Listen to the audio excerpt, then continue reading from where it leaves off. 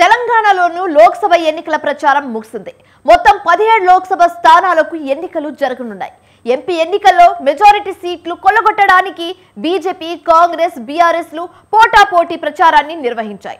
తెలంగాణ ఎన్నికల ప్రచారంలో రిజర్వేషన్ ఒక కీలక అంశంగా మారిందని చెప్పొచ్చు. అటు హామీల అమలుపైన అధికార ప్రతిపక్షాల మధ్య సవాళ్లు ప్రతి సవాళ్లు నడిచాయి. ఇక ఇదే అంశానికి సంబంధించి మరింత తాజా సమాచారం మా ప్రతినిధులు సవీన్, శ్రీనివాస్, రాజు, వేణు నలుగురు కలిసి తాజా సమాచారాన్ని అందిస్తారు. ముందుగా మనం సవీన్ దగ్గరికి వెళ్దాం.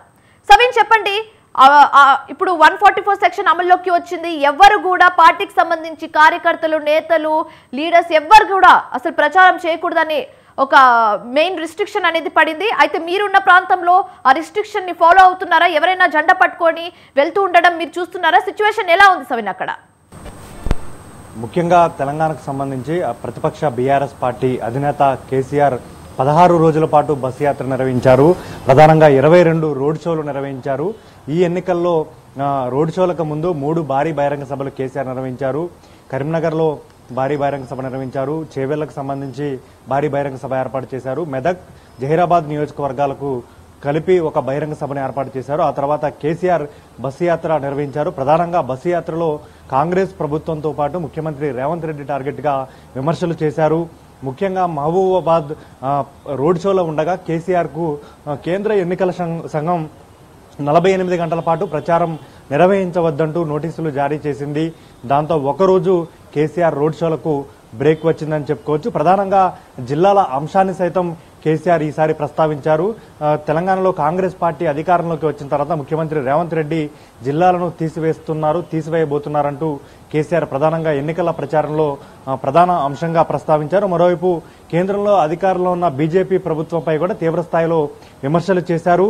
మొత్తం మీద 22 రోడ్ షోలు, 16 రోజుల పాటు కేసీఆర్ రోడ్ షో తెలంగాణ లోక్సభ ఎన్నికల ప్రచారంలో బీఆర్ఎస్ పార్టీ అభ్యర్థుల తరపున కొనసాగింది. ప్రధానంగా 13 పార్లమెంట్ నియోజకవర్గాల్లో బీఆర్ఎస్ అధినేత కేసీఆర్ రోడ్ షోలు నిర్వహించారు. మిగిలిన పార్లమెంట్ నియోజకవర్గాల్లో BRS party working president KTR తో పాటు మాజీ మంత్రి హరీష్ రావు రోడ్ షోలు నిర్వహించారు.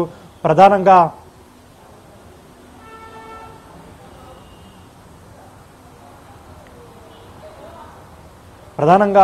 బీఆర్ఎస్ అధినేత కేసీఆర్ రోడ్ షోలో భాగంగా కాంగ్రెస్, బీజేపీ పార్టీలను టార్గెట్ చేస్తూ విమర్శలు సంధించారు.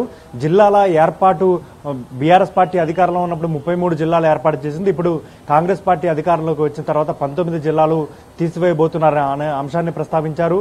అదేవిధంగా బీజేపీ, కాంగ్రెస్ పార్టీలకు తెలంగాణ లోక్సభ ఎన్నికల్లో పార్లమెంటు సీట్లు ఇవ్వకుండా బీఆర్ఎస్ పార్టీకి 9 నుంచి 12 పార్లమెంటు స్థానాలు ఇస్తే కేంద్ర ప్రభుత్వంలో క్రియాశీలక పాత్ర పోషిస్తాము, కేంద్ర ప్రభుత్వంలో ప్రాంతీయ పార్టీలతో కూడిన సంకీర్ణ ప్రభుత్వంలో బీఆర్ఎస్ పార్టీ కీలకంగా మారుతుంది అంటూ కూడా కేసీఆర్ ప్రధానంగా ప్రస్తావించారు. మరోవైపు BRS party working president KTR ప్రధానంగా కేంద్రంలో బీజేపీ, అదేవిధంగా కాంగ్రెస్ పార్టీ 2 పార్టీలు అధికారంలోకి వస్తే హైదరాబాద్ ను దేశానికి 2వ రాజధాని చేస్తారు. దీంతో హైదరాబాద్ పై తెలంగాణ రాష్ట్రానికి హక్కులు లేకుండా పోతాయంటూ ఒక ప్రధానమైన కామెంట్ చేశారు. హరీష్ రావు మాత్రం తెలంగాణ రాజకీయాల్లో రైతు రుణమాఫీ అంశాన్ని ప్రధాన అస్త్రంగా చేసుకున్నారు. రేవంత్ రెడ్డి ఆగస్టు 15 లోపు రైతు రుణమాఫీ చేస్తామంటూ ఎప్పుడైతే ప్రకటన చేశారో ఆ తర్వాత రైతు రుణమాఫీతో పాటు ఆగస్టు 15 లోపు కాంగ్రెస్ పార్టీ ఇచ్చిన 6 గ్యారంటీలను అమలు చేస్తే ఎమ్మెల్యే పదవికి రాజీనామా చేస్తానంటూ పేర్కొన్నారు. దీనిపై సవాలు విసిరారు. గన్ పార్క్ వద్ద అమరవీరుల స్తూపం వద్దకు వచ్చి రేవంత్ రెడ్డికి సవాలు విసురుతూ హరీష్ రావు మాట్లాడిన అంశం రాష్ట్ర వ్యాప్తంగా రాజకీయంగా చర్చకు దారితీసిందని చెప్పుకోవచ్చు. ఇట్లా బీఆర్ఎస్ పార్టీ ఈ లోక్సభ ఎన్నికల్లో ప్రధానంగా కాంగ్రెస్ పార్టీ అధికారంలోకి వచ్చిన తర్వాత పంటలు ఎండిపోవడంతో పాటు కరెంటు అంశం, అదేవిధంగా కాంగ్రెస్ పార్టీ ప్రభుత్వ వైఫల్యాలతో పాటు లోకల్ సెంటిమెంట్, స్థానిక అంశాల ఆధారంగా ఎన్నికల్లో ప్రధానంగా ప్రచారం చేసింది.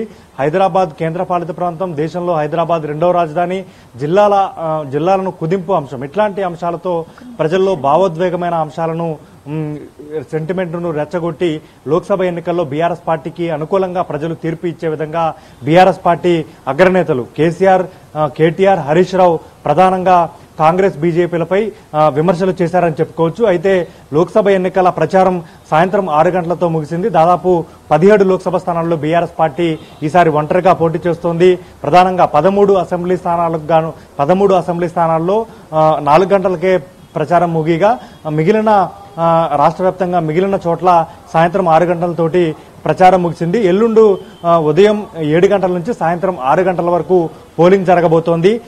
13 అసెంబ్లీ స్థానాలు మావోయిస్టు ప్రభావిత ప్రాంతాలు, సమస్యాత్మక ప్రాంతాలుగా ఉన్నటువంటి 13 అసెంబ్లీ స్థానాలకు సంబంధించి సాయంత్రం 4 గంటలకే పోలింగ్ ముగిసే విధంగా ఎన్నికల సంఘం ఏర్పాట్లు చేసింది. ప్రధానంగా బీఆర్ఎస్ పార్టీకి సంబంధించి ఈసారి బస్సు యాత్రలో కేసీఆర్ మాత్రం 13 పార్లమెంట్ స్థానాల్లో ప్రచారం చేశారు. కేటీఆర్ హైదరాబాద్ మినహాయించి సికింద్రాబాద్, మల్కాజ్గిరి, చేవెళ్లతో పాటు కరీంనగర్, భువనగిరి, పెద్దపల్లి ఇట్లాంటి లోక్సభ స్థానాల్లో కేటీఆర్ ప్రచారం చేశారు. ఇక బీఆర్ఎస్ పార్టీకి సంబంధించి మాజీ మంత్రి హరీష్ రావు మెదక్ పార్లమెంటు స్థానంలో విస్తృతంగా పర్యటించడంతో పాటు భువనగిరి, కరీంనగర్, పెద్దపల్లి, ఖమ్మం లాంటి పార్లమెంటు స్థానాల్లో విస్తృతంగా బీఆర్ఎస్ పార్టీ అభ్యర్థుల విజయానికి ప్రచారం చేశారని చెప్పుకోవచ్చు. ప్రధానంగా బీఆర్ఎస్ పార్టీ ఈసారి లోక్సభ ఎన్నికల్లో ఒకే ఒక అంశంతో ఎన్నికల్లో వెళ్ళింది. తెలంగాణలో ఉమ్మడి రాజధాని అంశాన్ని కూడా ఈసారి లోక్సభ ఎన్నికల్లో బీఆర్ఎస్ పార్టీ ప్రధాన అంశంగా చేర్చిందని చెప్పుకోవచ్చు. జూన్ 2వ తేదీతో హైదరాబాద్ ఉమ్మడి రాజధాని కాలపరిమితి ముగియబోతోంది. దీనికి సంబంధించి బీఆర్ఎస్ పార్టీ ఎంపీలు పార్లమెంట్లో ఉండాల్సిన అవసరం ఉంది. ఆంధ్ర ప్రాంత నేతల నుంచి హైదరాబాద్ ఉమ్మడి రాజధానిని కాలపరిమితిని పొడిగించాలనే డిమాండ్ వచ్చే అవకాశం ఉంది. ఈ నేపథ్యంలోనే పార్లమెంట్ లో బీఆర్ఎస్ పార్టీ ఎంపీల ప్రాతినిధ్యం ఉండాలంటూ బీఆర్ఎస్ పార్టీ ప్రధానంగా ఇట్లాంటి అంశాలను ప్రజల్లోకి తీసుకువెళ్లే ప్రయత్నం చేసింది. రాష్ట్రంలో ప్రతిపక్షంలో ఉండటంతో బీఆర్ఎస్ పార్టీ స్థానిక అంశాలను, లోకల్ సెంటిమెంట్ ను ప్రజల్లోకి తీసుకువెళ్లి ఎన్నికల్లో లబ్ధి పొందాలనే ప్రయత్నం చేసింది. దీంతో పార్లమెంట్ ఎన్నికల ప్రచారం ముగియడంతో ప్రజల తీర్పు ఏ విధంగా ఉంటుందనేది మాత్రం మనం వేచి చూడాల్సి ఉంది. రైట్ సవిన్, మీరు హోల్డ్ లో ఉండండి. రైట్, ఇప్పుడు వరకు తెలంగాణలో సిచ్యువేషన్ ఎలా ఉంది? ఎలక్షన్ కోడ్ అమల్లోకి వచ్చిన తర్వాత అసలు ఎవరైనా కార్యకర్తలు, నేతలు ఎవరైనా జెండా పట్టుకొని ప్రచారం చేస్తుండగా కనిపించారా అన్న దానికి సమాచారం ఇచ్చారు సవిన్, మా రిపోర్టర్ సవిన్. అయితే ఇప్పుడు మెయిన్ అంశం ఏంటంటే ఈసీ ఎలక్షన్ కోడ్ అమల్లోకి వచ్చిన తర్వాత 48 అవర్స్ వరకు ఎవరు కూడా ప్రచారం చేయకూడదు, కానీ ఈ టైంలోనే అసలు డోర్ టు డోర్ క్యాంపెయిన్ చేయొచ్చు అన్న దాని మీద మనం ఇప్పుడు మాట్లాడబోతున్నాం. అయితే దీనికి సంబంధించి మరింత తాజా సమాచారం మా ప్రతినిధి వేణు అందిస్తారు. వేణు, చెప్పండి, ఈసీ కోడ్ అమల్లోకి వచ్చిన తర్వాత డోర్ టు డోర్ క్యాంపెయిన్ కి ఏమైనా పాసిబిలిటీస్ ఉన్నాయా?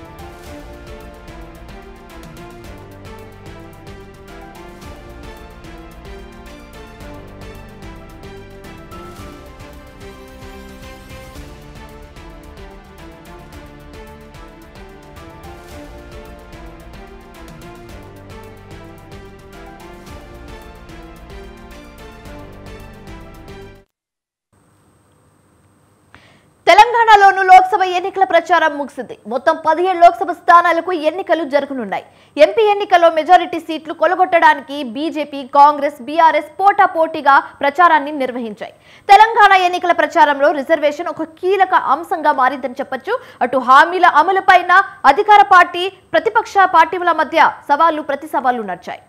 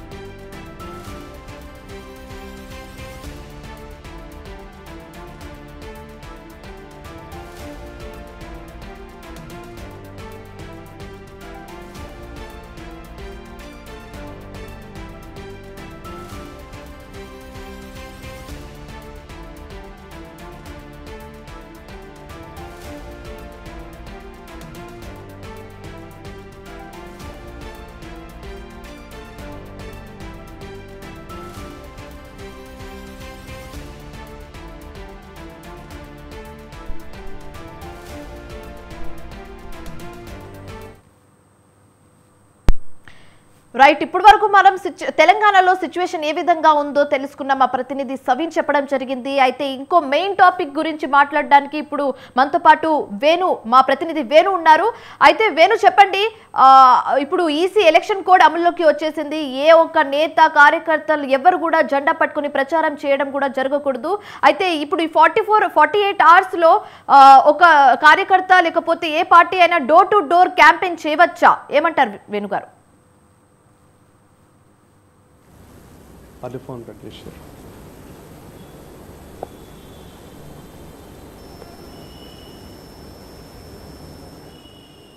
తెలంగాణలో ఎన్నికల ప్రక్రియకు సంబంధించి చూసుకుంటే ప్రధాన ఘట్టం ఇక ప్రారంభమైందని మనం చెప్పుకోవచ్చు. ముఖ్యంగా ఏదైతే ఈ 2 రోజులు అంటే సైలెంట్ పీరియడ్ అనేది ఈరోజు సాయంత్రం 6 గంటలకు ప్రారంభమైనటువంటి పరిస్థితి ఉంది.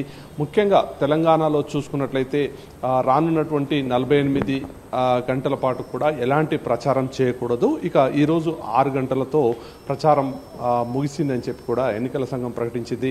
ముఖ్యంగా కొన్ని ప్రాంతాల్లో అంటే దాదాపు 17 నియోజకవర్గాల్లో 13 నియోజకవర్గాలకు సంబంధించి చూసుకుంటే దాదాపుగా సాయంత్రం 4 గంటల వరకు మాత్రమే ఈరోజు ప్రచారం ముగిసింది. ఇక అనంతరం ఈరోజు చూసుకుంటే అంటే మిగిలిన నియోజకవర్గాల్లో చూసుకుంటే అంటే ఇందులో దాదాపుగా ఈరోజు 6 గంటలకు ప్రచారం ముగిసింది. ఇక తెలంగాణలో సంబంధించి 17 లోక్సభ నియోజకవర్గాలతో పాటు ఒక కంటోన్మెంట్ ఉప ఎన్నిక కూడా నిర్వహించబోతున్నారు. ఇక ఇందుకు సంబంధించి అధికారులు పూర్తి స్థాయిలో ఏర్పాటు చేశారు.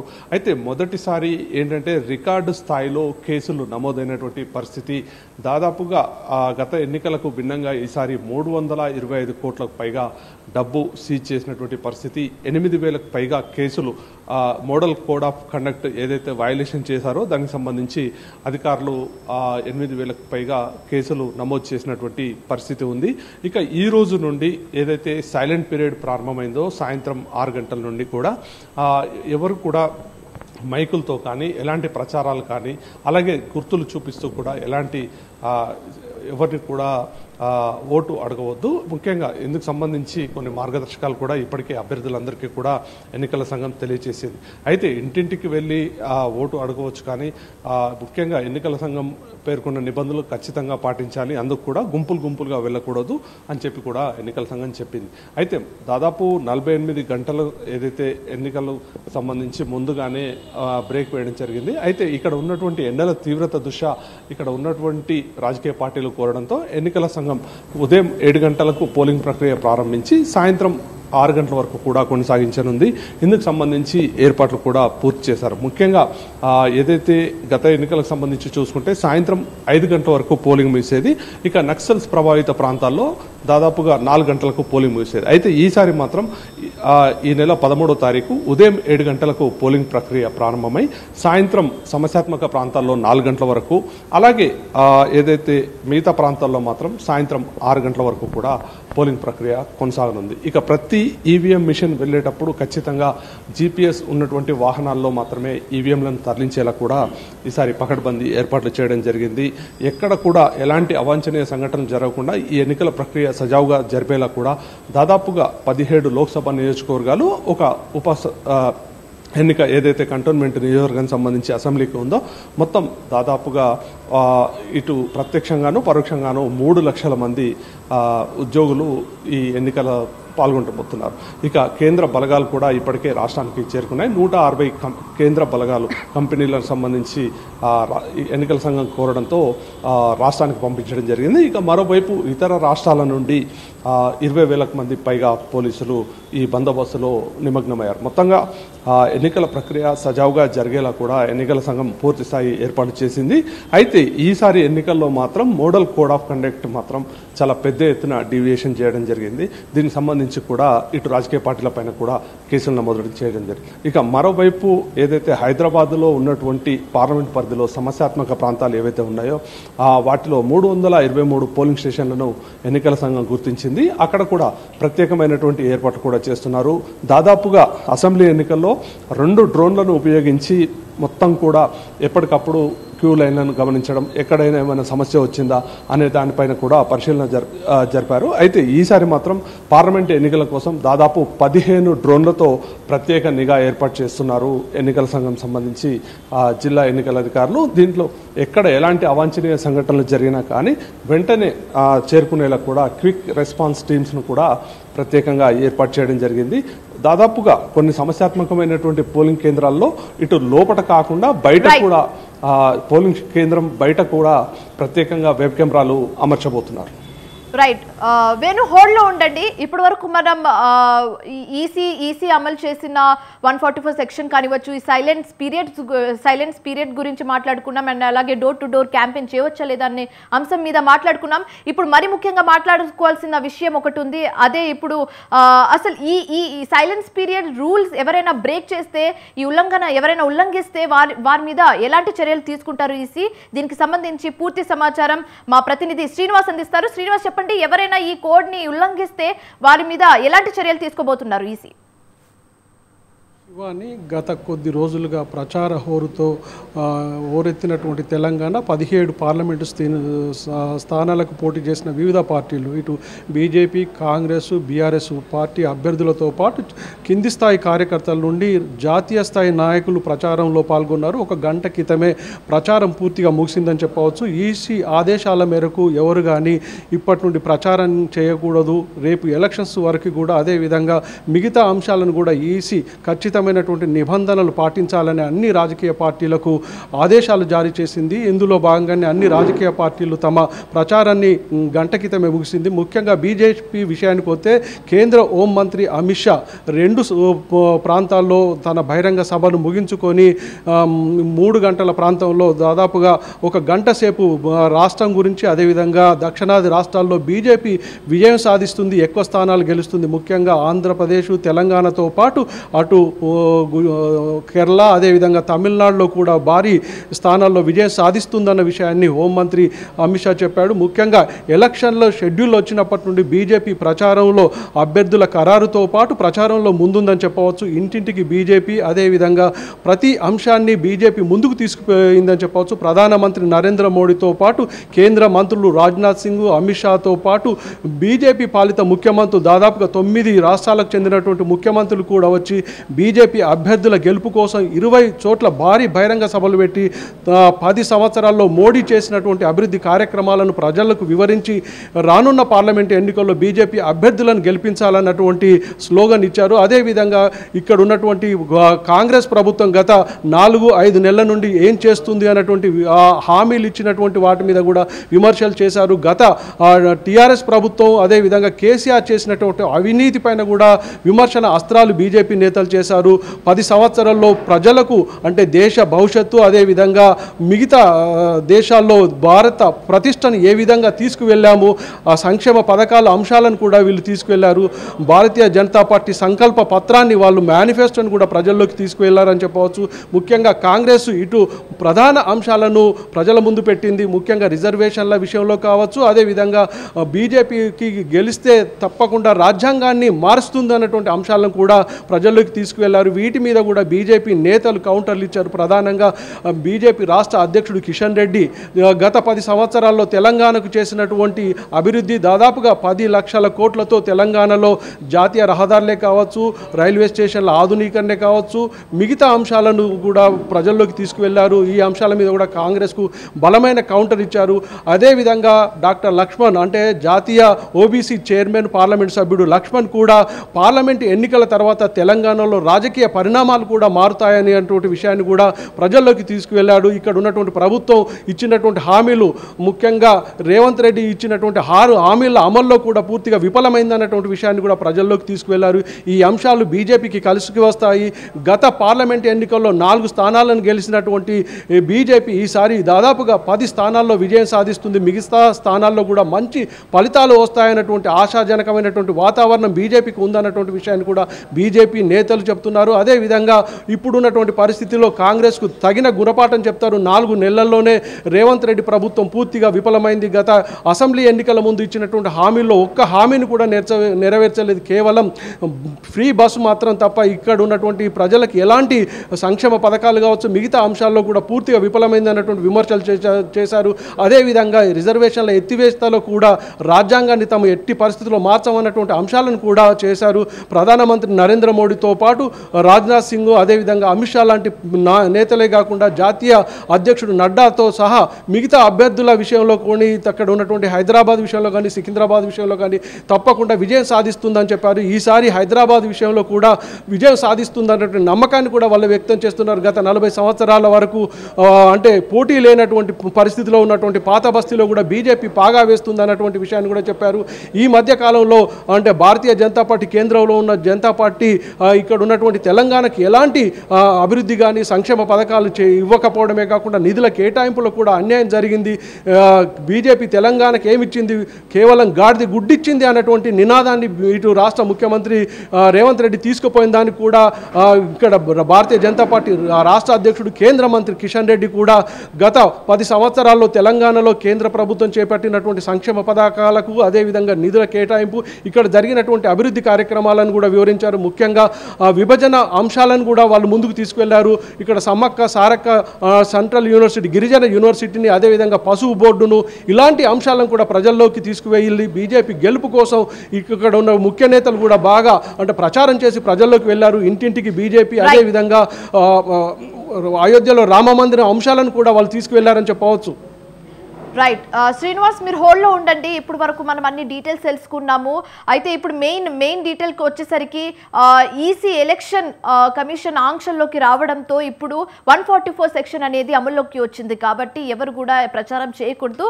అయితే అటు కేంద్ర ఇటు రాష్ట్ర పోలీస్ బలగాలు కూడా రంగంలోకి దిగడం జరిగింది. అయితే పోలీసులు ఏ విధమైన చర్యలు తీసుకుంటున్నారు, ఎలాంటి బందోబస్తు చేస్తున్నారు అనేది మా ప్రతినిధి రాజు అందిస్తారు. రాజు చెప్పండి, కేంద్ర రాష్ట్ర పోలీస్ బలగాలు ఏ విధమైన చర్యలు తీసుకుంటున్నారు, ఎలాంటి బందోబస్తు ఏర్పాటు చేశారు, మీ వద్ద ఉన్న పూర్తి సమాచారం ఏ విధంగా ఉన్నాయి, అక్కడ సిచ్యువేషన్ ఎలా ఉంది చెప్పండి రాజు.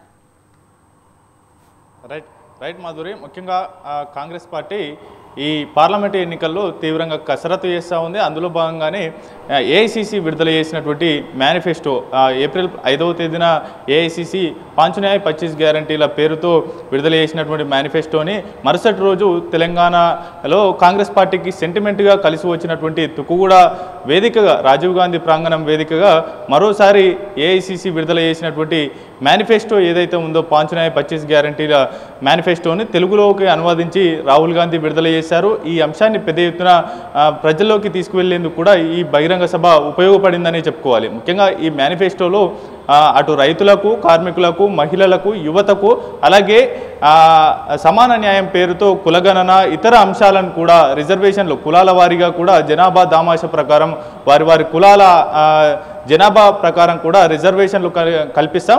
50% ఉన్నటువంటి రిజర్వేషన్ మార్జిన్ ఏదైతే ఉందో దాన్ని తొలగించి రిజర్వేషన్లు పెంపొందిస్తామనేటటువంటి అంశాన్ని కూడా తెలంగాణలో కావచ్చు దేశవ్యాప్తంగా ఈ యొక్క అంశాన్ని కాంగ్రెస్ పార్టీ ప్రజల్లోకి తీసుకువెళ్ళినటువంటి పరిస్థితి అయితే ఉంది. దీంతో పాటుగానే 6వ తేదీన తుక్కుగూడ సభా వేదికగా అటు ఎన్నికల శంఖారావం పూరించగా ఈ ఏప్రిల్ 15వ తేదీ నుంచి సీఎం రేవంత్ రెడ్డి వరుస పర్యటనలు చేస్తూ ఉన్నారు. పార్లమెంటు ఎన్నికల్లో అత్యధిక స్థానాలు కైవసం చేసుకునే దిశగా కూడా అడుగులు వేస్తూ ఉన్నారు. దాదాపు 27 రోజుల్లోనే 57కు పైగా అటు సభలు, కార్నర్ మీటింగ్లు, అలాగే ర్యాలీలు, నామినేషన్ ర్యాలీలు కూడా 57 నిర్వహించారు కేవలం 27 రోజుల్లోనే. ఇది కీలక మైలురాయిగా కాంగ్రెస్ పార్టీ భావిస్తూ ఉంది. అందులో భాగంగానే ఎట్టి పరిస్థితుల్లో 17 పార్లమెంట్ నియోజకవర్గాలకు సంబంధించి 14 పార్లమెంట్ నియోజకవర్గాల్లో కాంగ్రెస్ పార్టీ జెండా ఎగురవేయాలనేటటువంటి లక్ష్యంతో టార్గెట్గా కాంగ్రెస్ పార్టీ ముందుకు వెళ్తూ ఉంది. దానిలో భాగంగానే 15వ తేదీన సీఎం సొంత పార్లమెంట్ నియోజకవర్గం నారాయణపేట మహబూబ్ నగర్ లో భాగమైనటువంటి నారాయణపేట నుంచి సీఎం బహిరంగ సభ ప్రారంభించారు. అక్కడి నుంచి ఈ యొక్క పార్లమెంటు ఎన్నికల శంఖారావం పూరించినటువంటి సీఎం రేవంత్ రెడ్డి కొద్దిసేపటి క్రితమే కామారెడ్డిలో ప్రియాంక గాంధీతో సీఎం రేవంత్ రెడ్డి ఒక కార్నర్ మీటింగ్లో పాల్గొన్నారు. ఈ కామారెడ్డి కార్నర్ మీటింగ్స్లో ఈ యొక్క 57 ఓవరాల్గా కార్నర్ మీటింగ్స్ కావచ్చు, బహిరంగ సభలు కావచ్చు, అటు రోడ్ షోలో 57 నిర్వహించారు. పూర్తి స్థాయిలో కాంగ్రెస్ పార్టీ ఓవరాల్గా అటు ఏఐసిసి విడుదల చేసినటువంటి మేనిఫెస్టోతో పాటుగానే అటు తెలంగాణకు సంబంధించి కూడా ప్రత్యేకమైనటువంటి మేనిఫెస్టోను విడుదల చేసింది. ఎప్పటికప్పుడు ప్రచార సరళిని వేగవంతం చేసేందుకు కూడా కాంగ్రెస్ పార్టీ వ్యూహాత్మకంగా అడుగులు వేసిందని చెప్పుకోవాలి. ఎందుకంటే తెలంగాణ కేవలం 10 ఏళ్ల క్రితమే ఏర్పడినటువంటి రాష్ట్రం. కేంద్రం నుంచి రావాల్సినటువంటి విభజన హామీలు కావచ్చు, ప్రత్యేకంగా నిధులు రావాల్సినటువంటి అంశాలకు సంబంధించి కూడా బీజేపీ ఎటువంటి నిధులు కేటాయించలేదు, అదనంగా నిధులు కేటాయించలేదు, పైగా విభజన హామీలను కూడా పరిష్కరించలేదు అనేటటువంటి అంశాలను జనాల్లోకి తీసుకువెళ్లేందుకు ప్రత్యేకంగా తెలంగాణకు సంబంధించి 23 అంశాలతో కూడినటువంటి భవిష్యత్తు తెలంగాణ అభివృద్ధి కోసం ఈ యొక్క మేనిఫెస్టోను విడుదల చేసింది. అయితే తెలంగాణకు బీజేపీ కేంద్రంలో ఉన్నటువంటి బీజేపీ సర్కార్ తెలంగాణ అడిగినటువంటి పాలమూరు రంగారెడ్డి ఎత్తిపోతల పథకానికి జాతీయ హోదా ఇవ్వలేదు, ఐటీఐఆర్ను గుజరాత్కు తరలించింది. ఇటువంటి అంశాలతో మేనిఫెస్టోను రూపొందించి ప్రజల్లోకి తీసుకువెళ్లారు. అయితే ఈ యొక్క 17 పార్లమెంట్ నియోజకవర్గాల అభ్యర్థుల ఎంపికకు కూడా కాంగ్రెస్ పార్టీ తీవ్రంగా కసరత్తు చేసి ఈ యొక్క రాష్ట్రంలో ఉన్నటువంటి టీపీసీసీ వ్యూహకర్తగా వ్యవహరిస్తున్నటువంటి సునీల్ కన్గోలు టీములు కావచ్చు, అలాగే ఏఐసిసిలో ఉన్నటువంటి టీములు కూడా ఫ్లాష్ సర్వేస్ చేసిన అనంతరమే ఈ యొక్క టికెట్ల కేటాయింపు కూడా జరిగాయి. ఆ అనంతరం కూడా మెయిన్గా కాంగ్రెస్ పార్టీ విడుదల చేసినటువంటి 5 న్యాయ 25 గ్యారంటీలు ఏవైతే ఉంటాయో వాటి చుట్టూ కాకుండా తర్వాత తెలంగాణ పిసిసి అలాగే సీఎం రేవంత్ రెడ్డి లేవనెత్తినటువంటి రిజర్వేషన్లను బీజేపీ 3వసారి అధికారంలోకి వస్తే రద్దు చేస్తుంది, దాంతోపాటుగానే రాజ్యాంగాన్ని తిరగ రాయాలనేటటువంటి ప్రయత్నం చేస్తుంది అనేటటువంటి అంశాన్ని తెరపైకి తెచ్చి అటు మోదీ అమిత్ షాలను కూడా డిఫెన్స్లో పడేసేటటువంటి సంజాయిషి ఇచ్చుకునేటటువంటి పరిస్థితి కల్పించడంలో సీఎం రేవంత్ రెడ్డి సక్సెస్ అయ్యారనే చెప్పుకోవాలి. వరుసగా రాష్ట్ర వ్యాప్తంగా 17 పార్లమెంట్ నియోజకవర్గాల్లో సుడిగాలి పర్యటనలు చేస్తూ కాంగ్రెస్ పార్టీ దూకుడుగా వ్యవహరించింది. దాంతోపాటుగానే చివరి అంకానికి చేరుకున్నటువంటి ఈ యొక్క ప్రచారంలో చివరి 3 రోజుల పాటు అగ్రనేతల పర్యటనలను ఒక వ్యూహాత్మకంగా సీఎం రేవంత్ రెడ్డి అగ్రనేతల పర్యటనలు ఉండే విధంగా షెడ్యూల్ ఫిక్స్ చేశారు. మొదట రాహుల్ గాంధీ ఈ నెల 9వ తేదీన 2 బహిరంగ సభల్లో హాజరయ్యారు. ఆ అనంతరం మల్లికార్జున ఖర్గే భువనగిరి పార్లమెంట్ నియోజకవర్గంలో భాగమైనటువంటి నకరేకల్లో భాగమయ్యారు. ఆ తర్వాత ఇవాళ కూడా ప్రియాంక గాంధీ 2 సభల్లో హాజరయ్యారు. ఏది ఏమైనప్పటికీ ఓవరాల్గా తెలంగాణలో కాంగ్రెస్ పార్టీ అధికారంలోకి వచ్చిన అనంతరం మొదటిసారిగా ఫేస్ చేస్తున్నటువంటి ఈ యొక్క పార్లమెంటు ఎన్నికలు కాబట్టి ఈ ఎన్నికల్లో అత్యధిక స్థానాలు కైవసం చేసుకోవాలనేటటువంటి లక్ష్యంతో కాంగ్రెస్ పార్టీ ఉంది. దాంతోపాటుగానే సీఎం సొంత పార్లమెంట్ నియోజకవర్గం మీద కూడా ఎక్కువ ఫోకస్ పెట్టారనేది అయితే ప్రధానంగా తెలుస్తుంది. ఏది ఏమైనప్పటికీ కొద్దిసేపటి క్రితమే ఈ యొక్క ప్రచారం ముగిసిన నేపథ్యంలో ఓవరాల్గా కాంగ్రెస్ పార్టీ పెద్ద ఎత్తున ఈ యొక్క ఎన్నికల ప్రచారం అయితే చేసిందని చెప్పుకోవచ్చు. Madhuri. Right thank you Saveen, Srinivas, Raju, Venu, thanks for the updates.